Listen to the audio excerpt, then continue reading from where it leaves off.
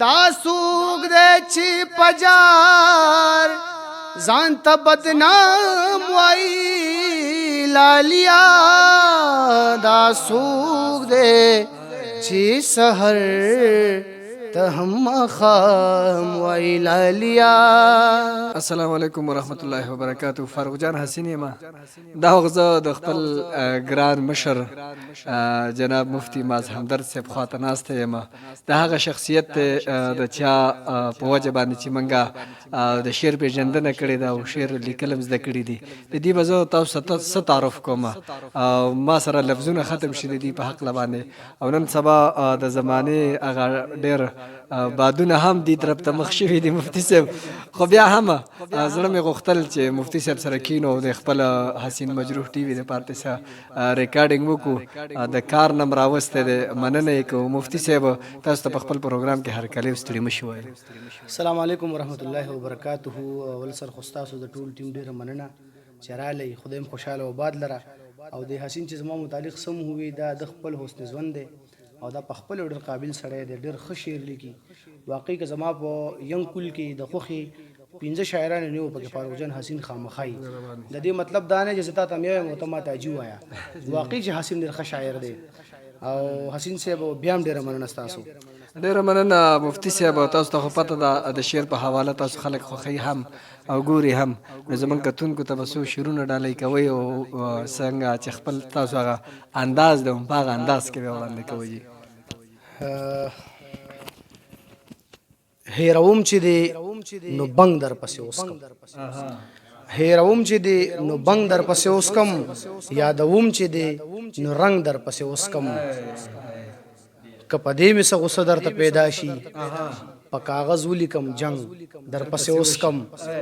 او که په دې مې څه غصه درته پیدا شي په کاغذ ولیکم جنگ در پسې اوسکم. زړه کې مینه به مې دې سره سیوا شي لونګینه که لونګ در پسې اوسکم. دوه درې شعرونه ستاسو نظر تقدمه چې خجی منم در سره بنګ کفر دی، خجی منم در سره بنګ کفر دی، ګورېدا نه منم اترنګ کفر دی.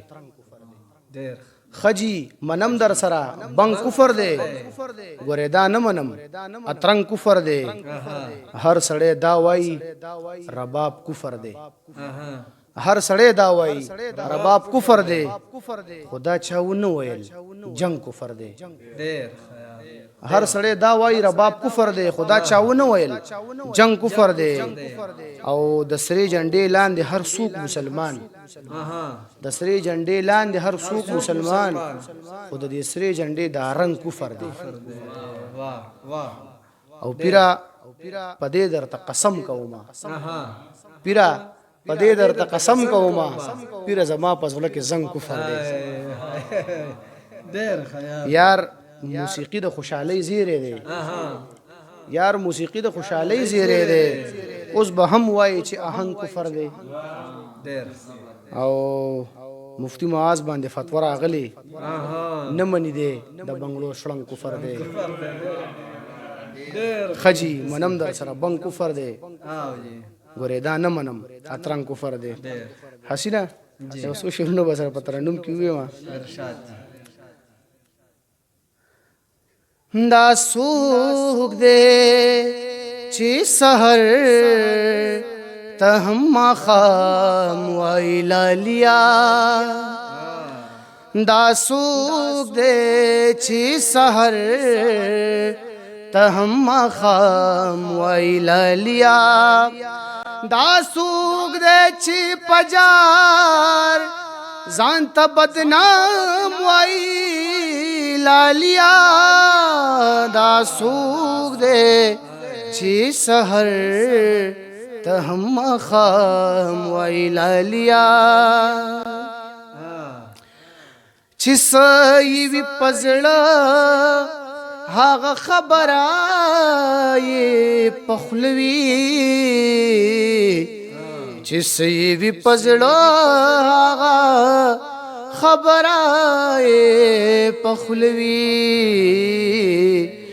چې سوای بیخي یہ سریام وای لالیا چې سوای بیخی یہ سریام وای لالیا دا سوق دے چې پجار ځان ته بدنام وای لالیا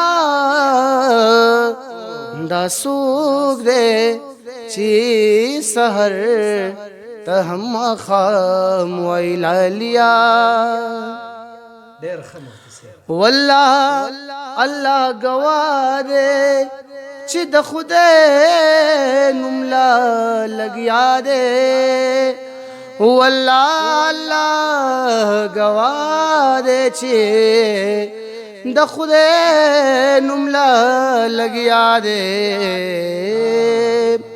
دنیا با یو ورځ ورتا سلام وای لالیا دنیا با یو ورځ ورتا سلام وای لالیا دا سوق دے چې پجار ځان ته بدنام وای لالیا دا سوق دے چې سحر ته هم خام وای لالیا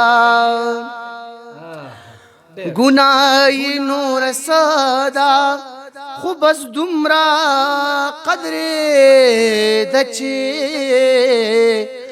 گناہی نور صدا خو بس دمرا قدر دچے ہر زیکی خاص تخاص عوام تام وای لالیا ہر زیکی خاص تخاص عوام تام وای لالیا دا سوق دے چې پجار ځان ته بدنام وای لالیا دا سوق دے چې سحر ته هم خام وای لالیا